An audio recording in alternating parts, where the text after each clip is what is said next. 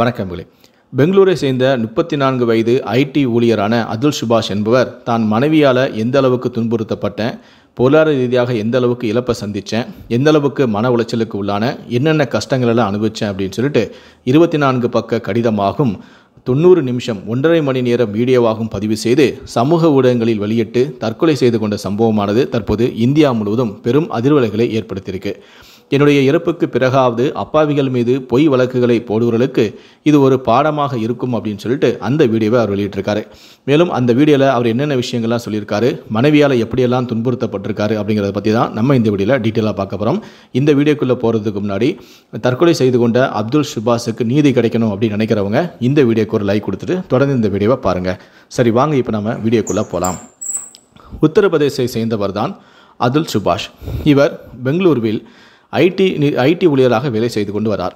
இவர் மேட்ரிமோனி மூலமாக நிகிதா என்பவரை கடந்த 2019ஆம் ஆண்டு திருமணம் செய்து கொண்டுள்ளார். இந்த தம்பதிகளுக்கு தற்போது ஒரு மகனும் இருக்கிறார்.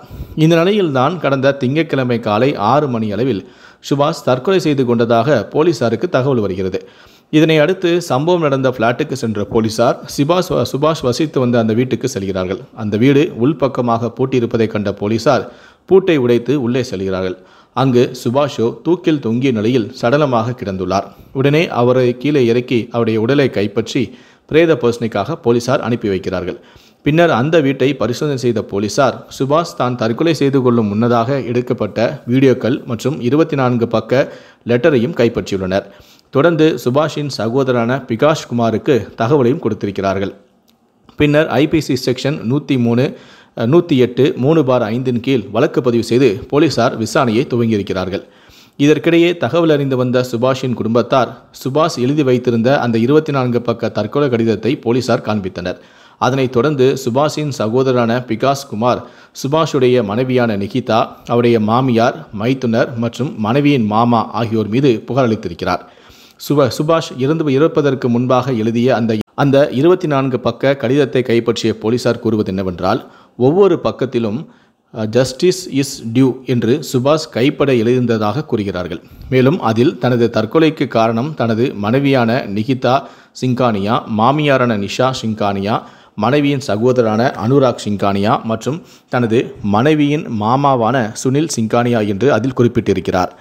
தனது மனைவியின் குடும்பத்தினர் தன்னிடம் பலமுறை பல லட்சம் ரூபாய் பணம் கேட்டு பெற்றார்கள் எனவும், ஒருமுறை அதிக பணம் கேட்டதால் பணம் கொடுக்க மறுக்கவே தனது மனைவி குழந்தையுடன் 2021இல் அவரது பெற்றோர் வீட்டிற்கு சென்று விட்டதாகவும் கூறியுள்ளார். மேலும் அவர் தனது மனைவியும் அவரது குடும்பத்தினரும் தனது மகனை வைத்து மிரட்டியே பணம் பறிக்க நினைக்கிறார்கள் என்றும் அதில் அவர் தெரிவித்திருக்கிறார்.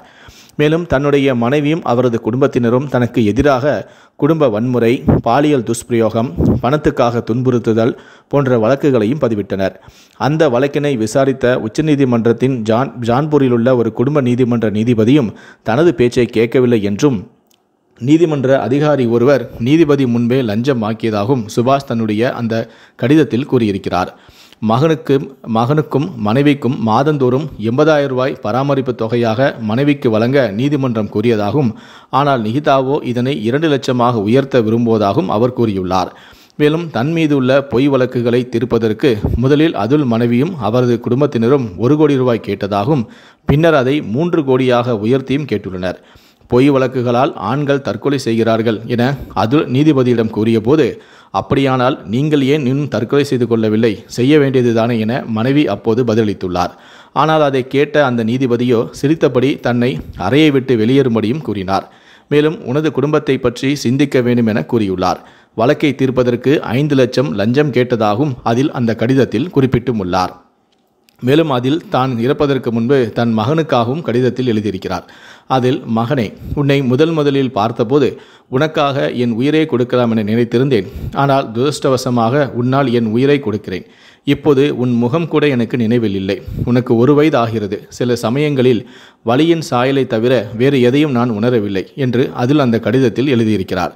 தான் உயிரோடு இருந்து பணம் சம்பாதிக்கிற வரைக்கும் உங்கள் தாத்தா, பாட்டி, மாமா என்னை மிரட்டி அதிகமாக பணம் பறிக்க உன்னை ஒரு கருவியாக பயன்படுத்தினார்கள். இதெல்லாம் தேவையில்லாமல் என் அப்பா, அம்மா, அண்ணனுக்கு தொல்லை கொடுக்க முடியாது என்று அதில் தன் மகனுக்கும் எழுதியிருக்கிறார். இப்படி பொய்யான புகார் மற்றும் பெரும் தொகைக்கான கோரிக்கையை ஆகியவற்றால் மனதளவிலும் உடலளவிலும் பாதிக்கப்பட்ட அதுல் தற்கொலையும் செய்து கொண்டுள்ளார். நீதிமன்றமும் சுபாஷின் மனைவிக்கு ஆதரவாகவே செயல்பட்டது என அவருடைய கடிதம் குறிப்பில் விசாரணையில் தெரியவந்தது. சுபாஷின் சகோதரரான பிகாஷ்குமார் அளித்த பேட்டியில், இந்த வழக்கின் காரணமாக சுபாஷ் பெங்களூருவிலிருந்து உத்தரப்பிரதேசத்தின் ஜான்பூர் நீதிமன்றத்திற்கு குறைந்தது 40 முறையார் வந்திருப்பான். நீதிமன்றமும் சுபாஷின் மனைவிக்கு ஆதரவாகவே செயல்பட்டது. சுபாஷ் தொடர்ச்சியாக அலைக்கழிக்கப்பட்டான். நீதிமன்றத்தில் உள்ள ஒரு அதிகாரி நீதிபதி முன்பாகவே லஞ்சம் வாங்கியும் இருக்கிறார். சுபாஷ் எப்போதாவது என்னிடமோ அல்லது எங்கள் தந்தையிடமோ அவனது கஷ்டத்தை குறித்து விவாதித்திருந்தால் இந்த சூழ்நிலையிலிருந்து அவனை நாங்கள் மீட்டிருப்போம். இந்திய அரசு மற்றும் குடியரசுத் தலைவரிடம் நான் கேட்டுக்கொள்வது ஒன்றே ஒன்று மட்டும்தான். என் சகோதரன் உண்மையுடன் இருந்திருந்தால் அவனுக்கு நீதி கிடைக்க வேண்டும். இல்லை என்றால் அவன் செய்தது தவறு என்றால் நிரூபிக்க எனக்கு ஆதாரம் கொடுங்கள். எனது சகோதரனின் தற்கொலை குறிப்பில் உள்ள நீதிபதி மீதும் உரிய விசாரணை நடத்தப்பட வேண்டும் என்றும் சுபாஷின் சகோதரனான குமார் கூறியிருக்கிறார்.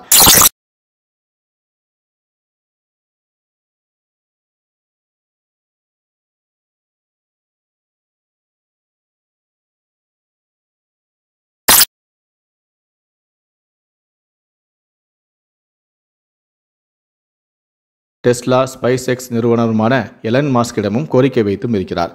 அதில் நீங்கள் இதை படிக்கும்போது, தற்கொலை கடிதத்தை படிக்கும்போது நான் இறந்திருப்பேன். இந்தியாவில் ஆண்கள் மீதான சட்ட ரீதியான இனப்படுகொலை நடந்து வருகிறது. இங்குள்ள பல சிந்தாந்தங்கள், கருக்கலைப்பு ஆகியவற்றிலிருந்து மில்லியன் கணக்கான உயிர்களை காப்பாற்றுங்கள்.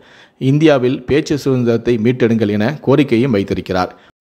இந்த விவகாரம் இந்திய அளவில் பெரும் கவனத்தை ஈர்த்த நிலையில் வரதட்சணை புகார் தொடர்பான மற்றொரு வழக்கை விசாரித்த உச்சநீதிமன்ற நீதிபதிகள் கணவரையும் அவருடைய குடும்பத்தினரையும் பழிவாங்க வரதட்சணை மற்றும் குடும்ப வன்முறை தடுப்பு சட்டங்களை பல பெண்கள் துஷ்பிரயோகம் செய்வதாக கவலை தெரிவித்தனர். திருமணமான பெண்ணுக்கு தற்கொலை செய்து கொள்ளும்படி தூண்டுதல் அல்லது கொடுமைப்படுத்துதல் அல்லது உயிருக்கும் உடலுக்கும் தீங்கு விளைவிக்கக்கூடிய ஒரு செயலை செய்யும் கணவர் அல்லது குடும்பத்தினருக்கு எதிரான சட்டப்பிரிவுதான் 498A.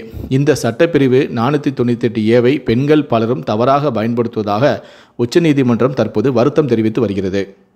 பெண்களை குடும்ப வன்முறை மற்றும் துன்புறுத்தலிருந்து பாதுகாக்கும் நோக்கத்துடன் கொண்டுவரப்பட்ட சட்டம்தான் இது. ஆனால் இந்த சட்டத்தை சிலர் தவறாக பயன்படுத்துகிறார்கள். மனைவிமார்கள் தங்கள் கணவர்களை வழிக்கு கொண்டுவர, விவகாரத்தின் போது தங்களுக்கு வேண்டியதை சாதித்து கொள்ள இந்த சட்டப்பிரிவு பயன்படுத்தப்படுகிறது. தங்களுக்கு இருக்கும் பர்சனல் கோப்புகளை தீர்க்க இந்த சட்டத்தை சில பெண்கள் தவறாக பயன்படுத்துகிறார்கள். கணவன் மற்றும் அவரது குடும்பத்தினருக்கு எதிராக தனிப்பட்ட வகையில் பழிவாங்கும் விதமாக இந்த சட்டத்தை பெண்கள் பலரும் பயன்படுத்துகின்றனர். தங்களுக்கு இருக்கும் பர்சனல் அதிகாரங்களை தீர்க்க இந்த சட்டத்தினை சில பெண்கள் தவறாக பயன்படுத்துவதாக நீதிபதிகளான நாகரத்னா, கோடீஸ்வர சிங் ஆகியோரும் தெரிவித்துள்ளனர். கணவர் மீதும் அவரது குடும்பத்தினர் மீதும் பொய்யான புகார்களை கூறுவது தடுக்கப்பட வேண்டும் என்றும் நீதிபதிகள் வலியுறுத்தினர். குடும்ப வன்முறை தடுப்புச் சட்டம் என்பது பெண்களுக்கு பாதுகாப்பு கேடயம், அதை ஆயுதமாக பயன்படுத்தக்கூடாது என அறிவுறுத்திய அவர்கள் இதனால் சட்டத்தின் நோக்கமே நீர்த்து போவதாக கவலை தெரிவித்தனர்.